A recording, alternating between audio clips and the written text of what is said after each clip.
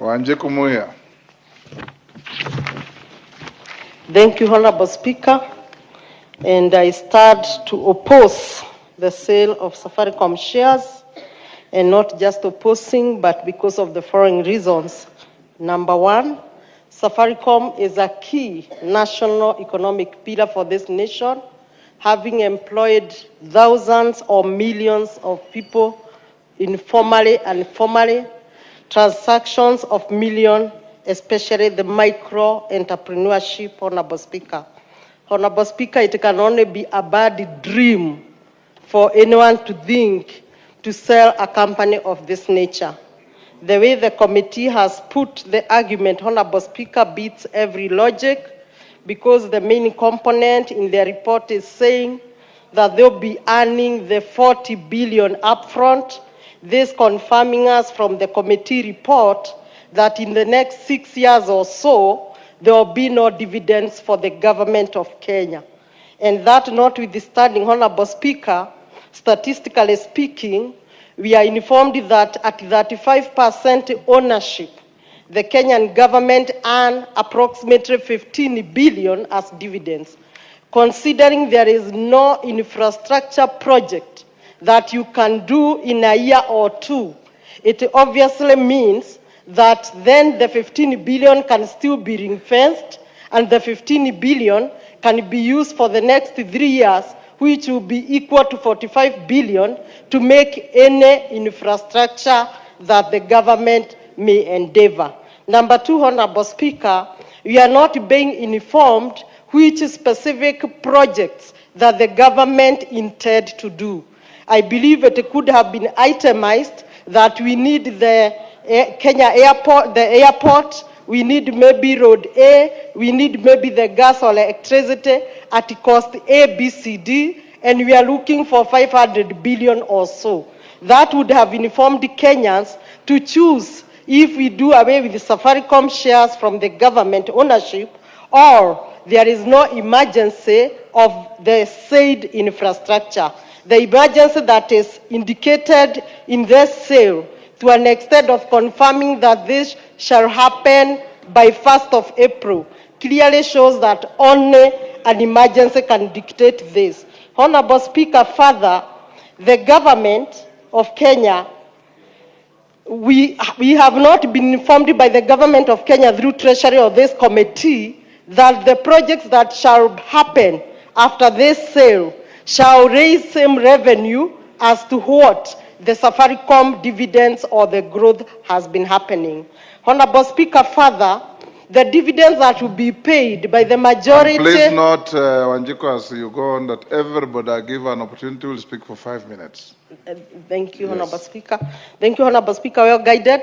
Honorable Speaker, the dividends that will be paid will be going outside our country. This obviously means that the profit that Safaricom has been making is generated by Kenyans, the businessmen and women who wake up very early in the M-Pesa shops, which M-Pesa points are close to 2 million.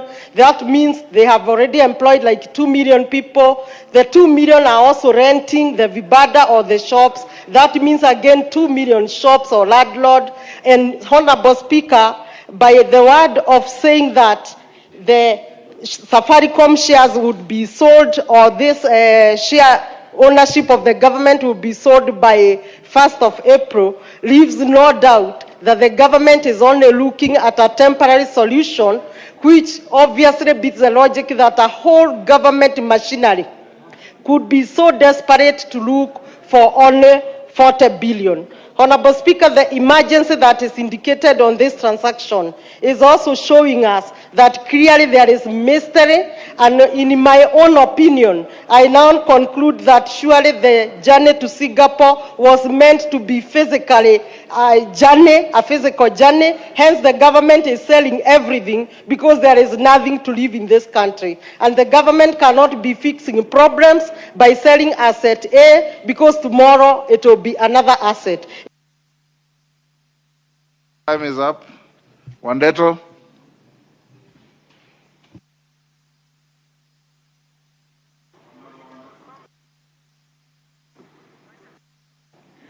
Okay.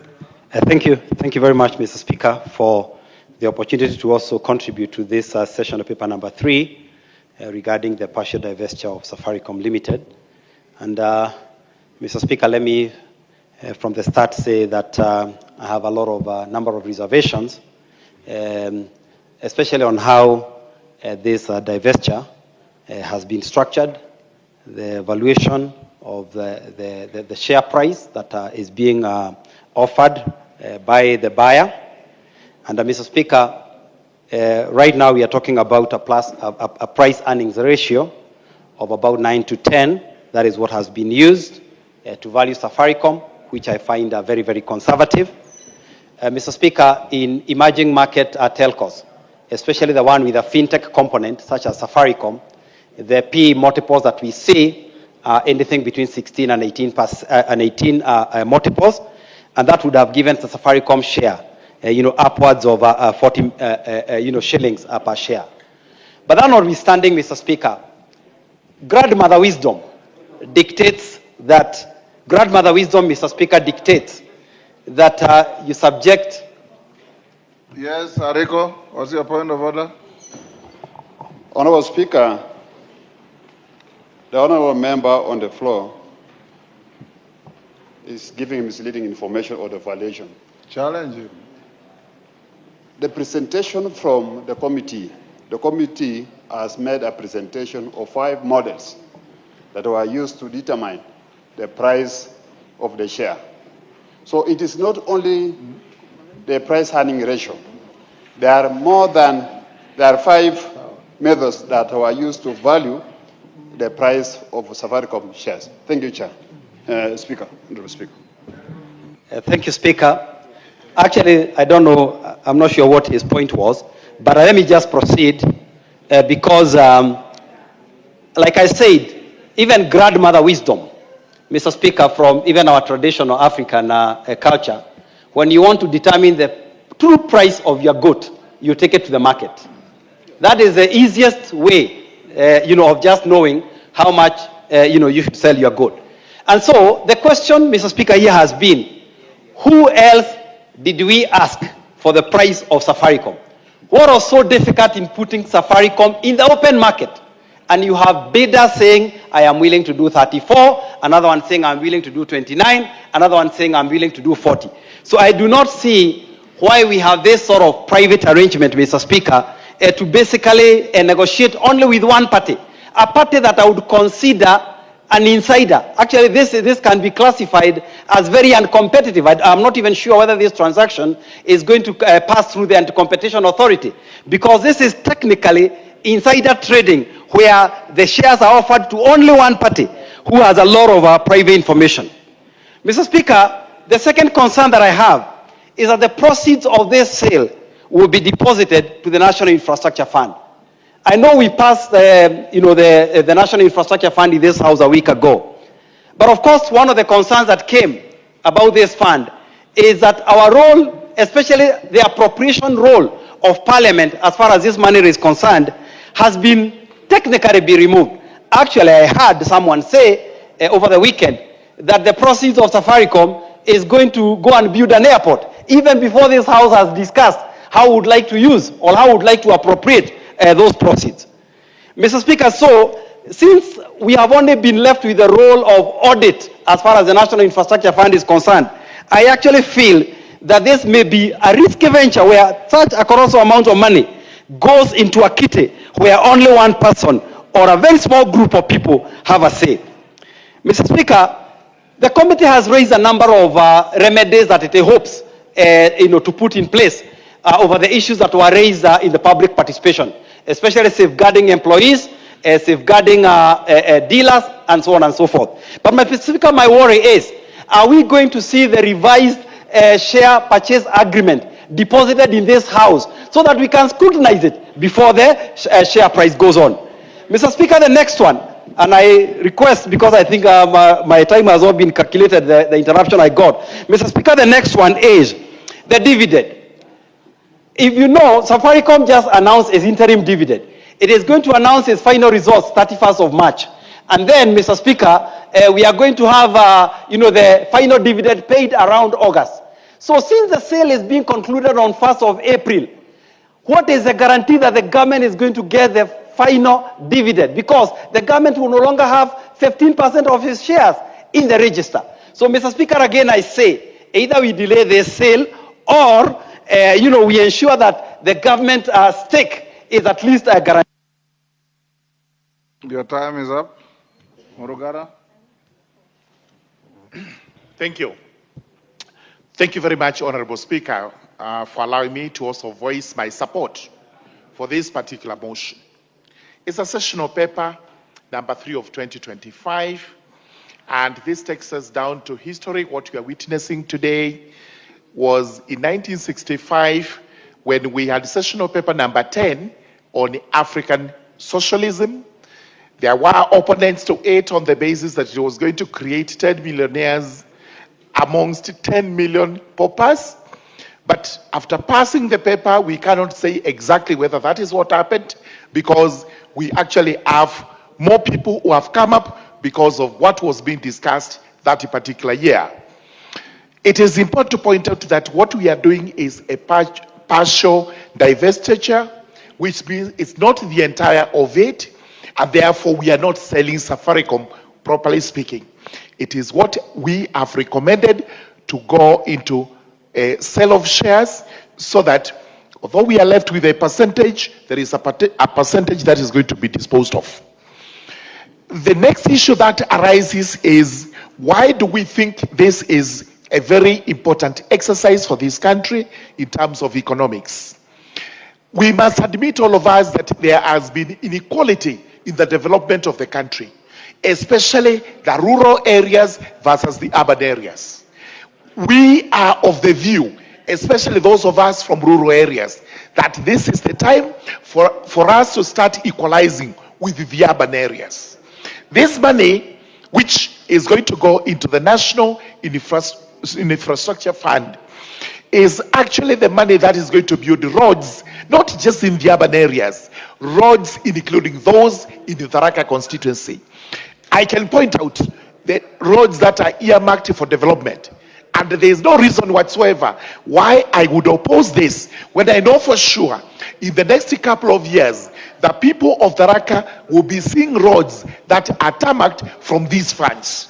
We would not have seen this whatsoever unless we had any other source of money, and that source of money would have included taxation and borrowing.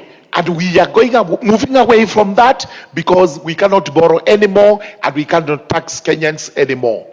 It's important to note that nobody is going to lose a job because of what is happening here. We are guaranteeing it as the Legislative House that there will be no job losses, and therefore we should actually go into this knowing that it's for the benefit of the people of Kenya and not for any other benefit.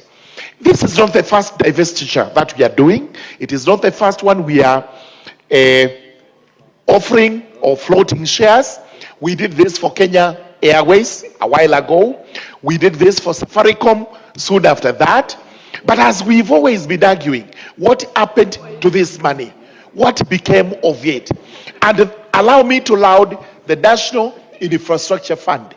There are questions that are being raised about it regarding its governance, but if one reads the act properly, you'll see that there is a set out structure which should not have too many bottlenecks, because the executive must be allowed to run the government, because that is the work of the executive. However, Parliament is there to oversight, and oversight is through audits. That is what we do as a tradition of this house. The next one is we also have the power to summon whoever we want to summon, so that when they come here, they can tell us exactly what they are doing with this money, and if there is any breach of any law, especially the National Infrastructure Fund Act, we are able to mete out a punishment regarding those who are offending it. So this is very important for purposes of development, and therefore we should actually support it. And after that, we now see development rolling out into rural constituencies like Tharaka. I support. Thank you, Oundo. Thank you, Honorable Speaker. Let me from the onset state that government has no business being in business. That has been my mantra all along. Government has got no business being in business. Honorable Speaker, as indeed as my colleagues have said, this is not the first time government is divestituring or is privatizing its asset in whichever reason. Honorable Speaker, the proposed divestiture from Safaricom of a certain portion for government shareholding raises so many questions and so many issues that, honestly speaking, Honorable Speaker, if anybody cared to listen, they would put a halt on this matter until we resolve these gray areas. Honorable Speaker, I want to use the report of the committee. The committee, on paragraph 457, this is what it states. The public expressed general support for the proposed divestiture, recognizes its potential to generate resources for national development and infrastructure financing. However, the stakeholders consistently raise critical issues and concerns that must be addressed before the transaction proceeds.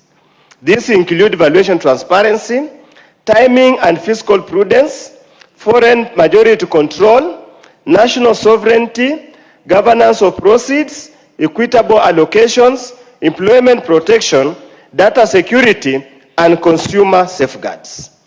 Honorable Speaker, unfortunately, in the recommendation of the committee, as they proceed to approve for the divestiture, none of the concerns raised by Kenyans have been adequately addressed or any mitigation measures put in place to ensure that the concerns of the Kenyans are adequately addressed. That leaves the question begging, and what many Kenyans are asking: what is the hurry? What is the urgency? Why? What is it? What's the urgency? Honorable Speaker. Yes, Majority Leader. Honorable Speaker, you know Honorable Undo is a very good debater, but he must not use the House to misinform the country. And it's true, the issue he has raised, the issues that were raised by members of the public in their public engagements during public participation. But he has gone on to selectively read the report, because in this report, Honorable Speaker, the issues that he's raising have all been addressed in the report. Not everything can be in the resolutions, because you can't resolve that the share price will be sold at 34 shillings, because it is not the House to set the price. But the committee considered the matter of the share valuation, and it is in this report. Employment protection is among the recommendations in the report. Data security is all in the report, Honorable Speaker. Is therefore, Honorable Speaker, very dishonest of the Honorable Oundo to be propagating issues that are not, claiming that there are issues that have not been addressed, that were raised by the public, yet they have been adequately covered by this report. And I can see the Honorable Ariko nodding in agreement to the Chair of Finance, because, and Honorable Oundo, because he reads, I'm certain he knows they are there. Yes, Oundo. Honorable Speaker, I had not even finished. I just read the statement. I had not even finished. So I don't know what's the point of concern. I just read the statement verbatim. It's not my words. It's here. I had not finished. But you went further and said... Yes, I was proceeding, Honorable Speaker. Go ahead. Honorable Speaker, I'm proceeding. Yes. Honorable Speaker. Go ahead. Honorable Speaker, I want to go to committee report, paragraph 485. And that's where the elephant in the house comes in. On the issue of valuation methodology. Honorable Speaker, my time has been taken up. I'll give you an extra minute. Go ahead. The Joint Committee further noted that alternative disposal methods, including public offering, could have exerted downward pressure on the share price due to increased market supply and market volatility, thereby potentially reducing the value realized by the government. Honorable Speaker, this is speculative. I did not know when the Committee of Parliament becomes a prophet to predict what will happen in the future. When? Yes, Rico. And when you, members, when you contribute and open yourself to challenge, don't claim that your time has been consumed, because your time includes responsibility for what you say and possible challenges. Yes, Ariko? Honorable Speaker, looking at the issue of valuations, the Committee of Finance was provided with 5 valuation methods. And all these methods gave a value far below the negotiated price. The negotiated price was 34 shillings. What is there? Honorable Speaker, there are so many ways of disposing government assets. One is private placements. One is asset sale. The other one is IPO. So experts in National Treasury gave their way of selling these shares from expertise. Point made. Oundo? Let me conclude, Honorable Speaker, so that we can open up. Hold your horses. Yes, Majority Leader. Honorable Speaker, mine is actually on a matter of procedure because Honorable Undo now what he's doing is imputing improper motive on the committee. Because he has read what the committee is saying and saying they are being speculative. Yet Honorable Undo knows that even, leave alone shares, potatoes in a market, if you flood potatoes in a market, naturally, common sense, the price goes down. And that is all that the committee is saying here. That if you obey the laws of demand and supply in economics, the most basic economics you can never learn in school, even in primary school, they learn the law of demand and supply in economics. That if you supply more shares, these are 6 billion shares. Yes. If you bring 6 billion shares into the market, open market, the price definitely will go down, Honorable Speaker. Therefore, Honorable Speaker, I want to beg that you rule that Honorable Undo is out of order to be imputing improper motive on the very diligent 30 members of the Joint Committee that considered this matter. Because this committee has very reputable economists, leave alone those classroom economists. The chair of this committee, the Honorable Kimani Kuria, is a first-class honors student, a fellow FCPA, a fellow of my Chartered Institute of Public Accountants. Honorable Ariko is a serious accountant, leave alone the other street economists that have been speaking here, telling us, lecturing people in small lecture halls. Oundo, wind up. Honorable Speaker, I also went to school. I've got a PhD in valuation of financial assets, so there's nothing you can teach me that I do not know. But they are being as the matter as it is, Honorable Speaker, we should listen to the concerns of the people of Kenya. We are selling Safaricom a strategic asset. Yet in the share purchase agreement, I just pray I just pray and hope issues of reserved matters, and they know what the issues of reserved matters are all about. Your time is up. Sunguya.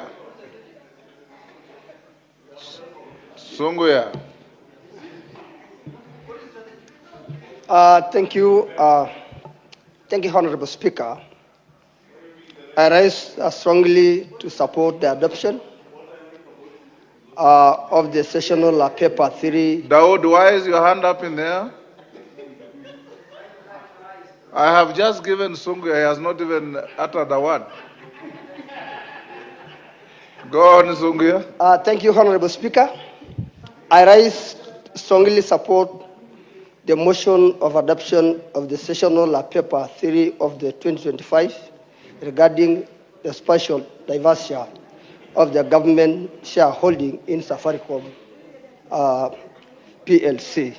The Honorable Speaker, as a member of the Departmental Committee on Finance and National Planning, I had the privilege traversing the country to listen directly to the voices of Kenyans who largely supported the sessional paper in order to ease the debt burden and build our local infrastructure. The Honorable Speaker, just to name the few benefits that the sessional paper will help in unlocking and debt financing for national development.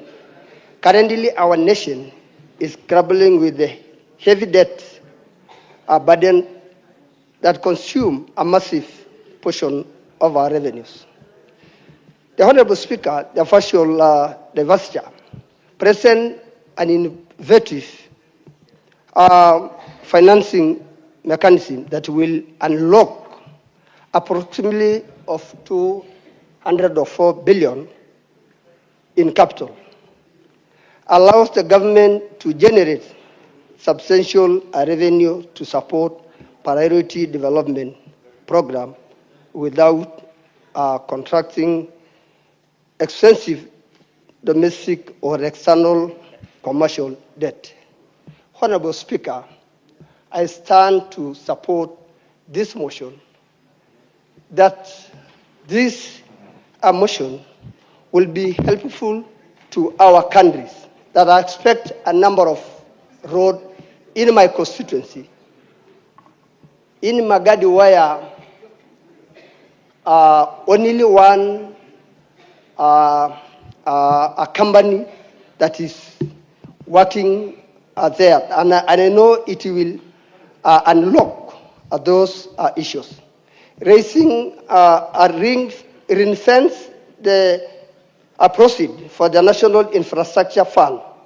Honorable Speaker, all proceed for this divestiture will strictly ring fence and paid directly into the newly established National Infrastructure Fund.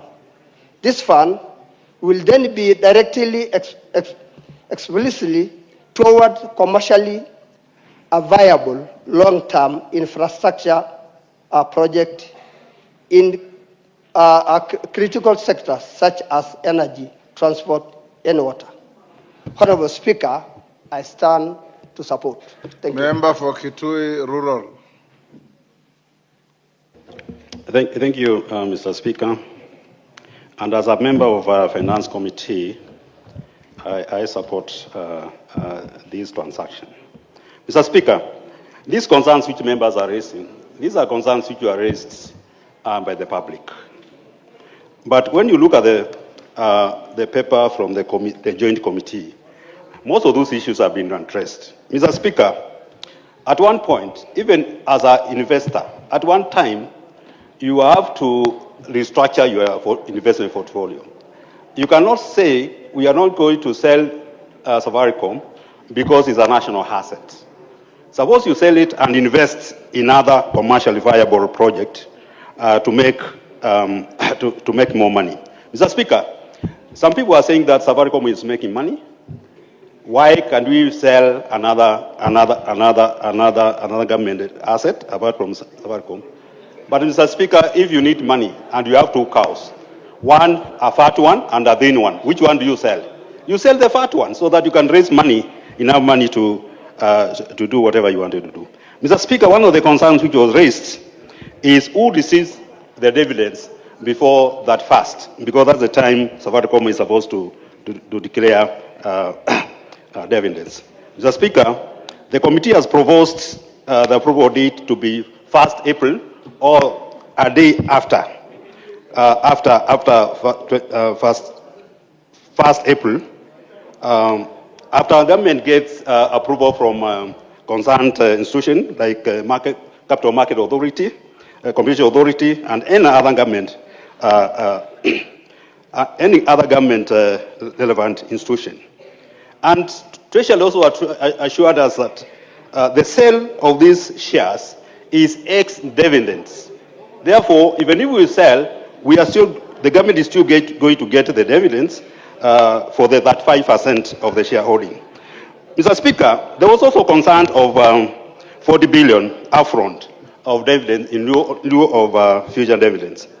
Mr. Speaker, the concern was if you get this money, we are supposed to forgo dividends for 6 years, and we are going to pay 55 billion shillings, a difference of 15 billion shillings. But Mr. Speaker, when you look at the net present value of that money, the 40 billion shillings now, if you invest now, in 6 years, you are going to get 70 billion shillings. And therefore, the net present value is what we go for. And being an economist, I did my analysis and I realized that it's better to get a shilling today is better than a shilling tomorrow. So it's better to get that 40 billion now, invest now, and because something which you can do, because of inflation, the money, if you can use 40 billion, whatever you can do with the 40 billion now, in 6 years, you may need more than that. Mr. Speaker, the people are concerned about where the money is going. Because people are reminding us about the Eurobond, the 2 billion Eurobond money, which up to now nobody can say what project was undertaken by that money. But thank God, at least we have the National Infrastructure Fund, where the money is going into, and the money is going to be used for commercially viable project. And that's very good, because we have actually passed that bill recently, and I hope it's going to be assented. Mr. Speaker, the issue of staff is also, it was also a big... Honorable Boni, that bill was ascended to last week. Oh, then yeah, it was ascended on Monday. Were you out of the country? I was invited, but I was in the rural area. Early this week, rather. This week, yes. Yes. Yes, thank you. Mr. Speaker,